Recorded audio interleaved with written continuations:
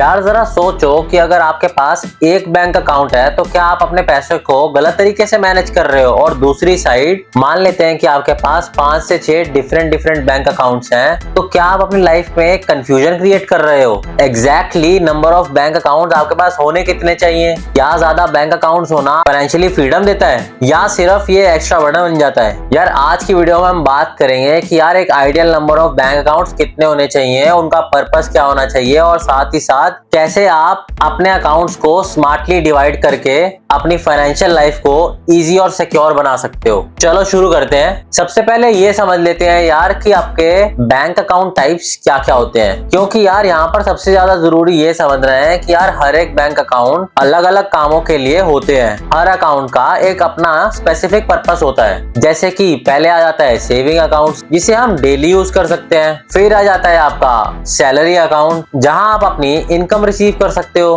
फिर आ जाता है आपका एक बिजनेस अकाउंट या फिर एक करंट अकाउंट, और ये आप तब यूज करते हो जिस केस में आप सेल्फ एम्प्लॉयड हो या फिर कोई फ्रीलांसर हो। फिर नेक्स्ट अकाउंट आ जाता है जिसे हम कहते हैं जॉइंट अकाउंट, जो कि एक फैमिली के लिए बहुत ही यूजफुल मीडियम है अपने फाइनेंसेस को मैनेज करने के लिए। नेक्स्ट आ जाता है यार यहीं पर इन्वेस्टमेंट लिंक्ड अकाउंट्स, जो कि यूज होता है जब आप ट्रेडिंग्स कर रहे होगे या फिर आप म्यूचुअल फंड्स में इन्वेस्ट कर रहे होगे। और यहीं पे नेक्स्ट आ जाता है आपका इमरजेंसी अकाउंट, जहां पर आप वो फंड्स को रखते हो यार जो एक अनएक्सपेक्टेड इवेंट पे आपके काम आ सके। अब यार सब यही सोच रहे होंगे कि यार इनमें से कौन कौन सा अकाउंट आपके पास जरूर होना चाहिए। तो यार यही बता दो कि क्या आपका सैलरी अकाउंट ही आपका सेविंग अकाउंट है? तो हो सकता है कि आप बिना सोचे आपका पैसा एक ही जगह रख रहे हो, जो कि गलत बात है। चलो देखते हैं कि यार आपके पास कितने minimum number of bank accounts होने चाहिए। तो यार मेरा सिंपली आपको ये आंसर होगा कि यार आपके पास मिनिमम 3 से 5 तरीके के बैंक अकाउंट्स होने चाहिए, अगर आप फाइनेंशियली प्लान करके चलते हो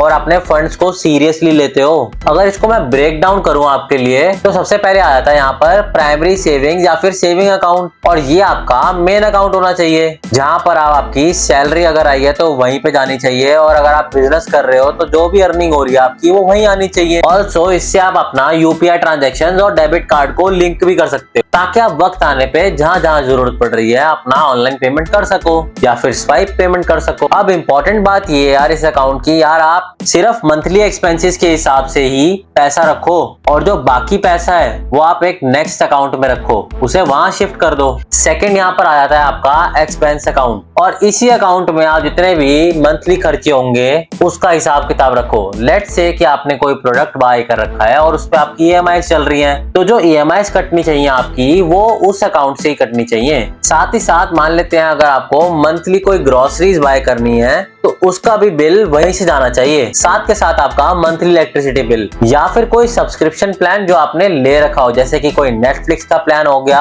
अमेजोन का प्लान हो गया, या फिर अजियो का प्लान हो गया।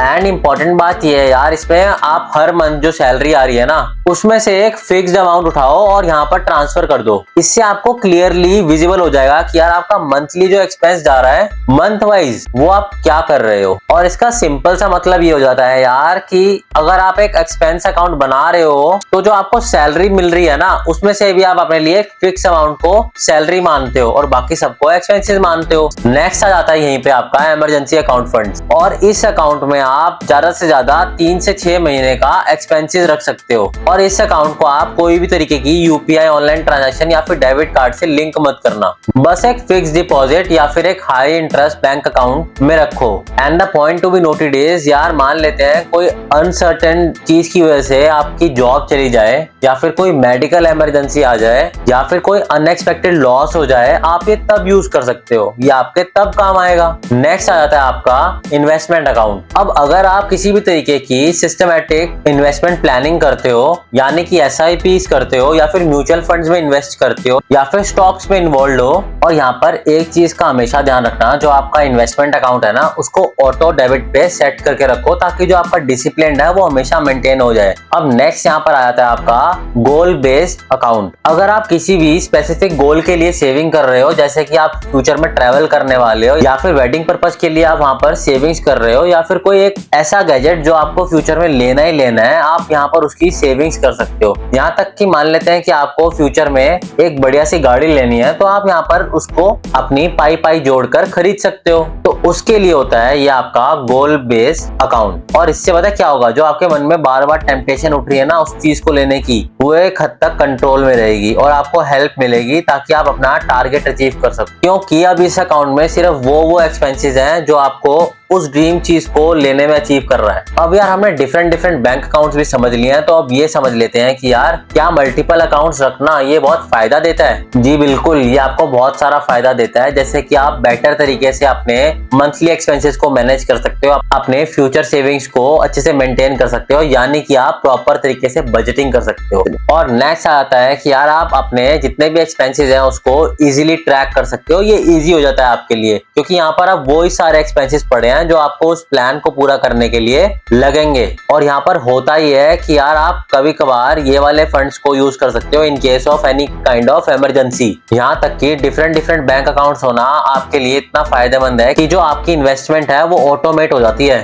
और जो एक नॉर्मल तरीके की सेविंग होती है वो एक बन जाती है गोल ओरिएंटेड सेविंग। ऑल्सो एक ना माइंडसेट भी है कि अगर हम बार बार अपना मनी एक अकाउंट से दूसरे अकाउंट में शिफ्ट करते हैं ना, तो money starts working for you. अब ये चीज है कि इसको ऐसा ही समझो कि यार अगर आप एक अकाउंट को हर चीज के लिए यूज कर रहे हो, तो इसका सिंपल सा रियल लाइफ एग्जांपल ये हो सकता है कि यार आप एक ही जूते को स्कूल भी डाल के जा रहे हो, और सेम जूते को आप बाहर खेलने के लिए भी डाल के जा रहे हो, और सेम जूते को आप एक फंक्शन में भी पहन के जा रहे हो, जो कि साउंड भी प्रैक्टिकल नहीं कर रहा है। समझे? अब ये समझ लेते हैं कि यार एक कॉमन मिस्टेक जो हम कर सकते हैं इन बैंक अकाउंट्स को मेंटेन करने के लिए, और सबसे यहाँ पर पहले आ जाता है एक डोरमेंट अकाउंट को मेंटेन करना, जिसमें कोई बैलेंस ही नहीं है, सिर्फ और सिर्फ कंफ्यूजन ही मिलेगा। सेम अकाउंट से खर्चे भी करना और सेम अकाउंट में सेविंग्स भी करना, ये भी एक गलत तरीका है। अब नेक्स्ट आता है आपका, अगर आपके पास इमरजेंसी अकाउंट ऑलरेडी आपने मेंटेन कर रखा है, तो उसमें से आप डेली एक्सपेंसेस जो करने हैं वो कभी मत करना, क्योंकि वो फ्यूचर यूज में आएंगे आपके पैसे।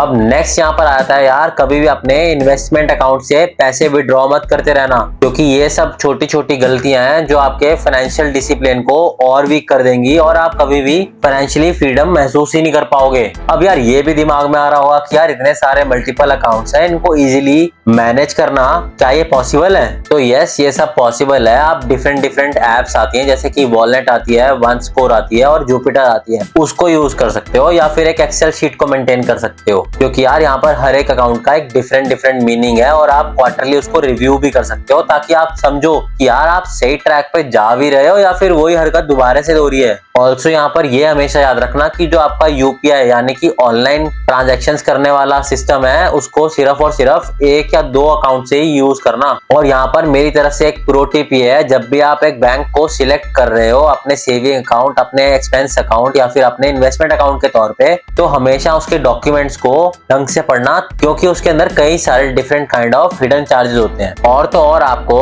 कई सारी डिफरेंट ऑनलाइन सर्विसेज भी मिलती हैं, जिनका डिफरेंट रेट होता है और जो हर एक बैंक से वेरी करता है। ऑल्सो एफडी रेट्स भी वेरी करते हैं बैंक टू बैंक, हेंस हमेशा याद से ये जरूर चेक करना। तो दोस्तों, अगर आपको financial stability, peace of mind और सेविंग्स चाहते हो, तो 3 से 5 अकाउंट्स तो आपको मेंटेन करने ही चाहिए, ताकि आप अपने फंड्स को इजीली मैनेज कर पाओ और आपके सामने एक क्लियर पिक्चर हो कि आप जो पाथ पे चलना चाह रहे हो वो चल भी पा रहे हो या नहीं चल पा रहे हो। हेंस आपका एक अकाउंट, उसका एक ही पर्पस होगा, अपने पैसे को अलग अलग जॉब दो और देखो कि धीरे धीरे आपका कंट्रोल कैसे बढ़ता जाता है उस पे। और एंड में जाते जाते अगर आपको ये वीडियो अच्छी लगी हो तो यार लाइक कर देना, सब्सक्राइब कर देना चैनल को, क्योंकि मैं आपका खोटा सिक्का रोज ऐसी फाइनेंस की वीडियोस लाता रहता हूँ। साथ ही साथ ये वीडियो को शेयर कर देना अपने उन दोस्तों के साथ यार, जिन्हें ये डिफरेंट बैंक अकाउंट्स को समझने की जरूरत हो, और वो भी आपके साथ साथ एक फाइनेंशियली फ्रीडम रास्ते पे चल सके। और मुझे कमेंट बॉक्स में जरूर बताना कि यार आपके पास खुद के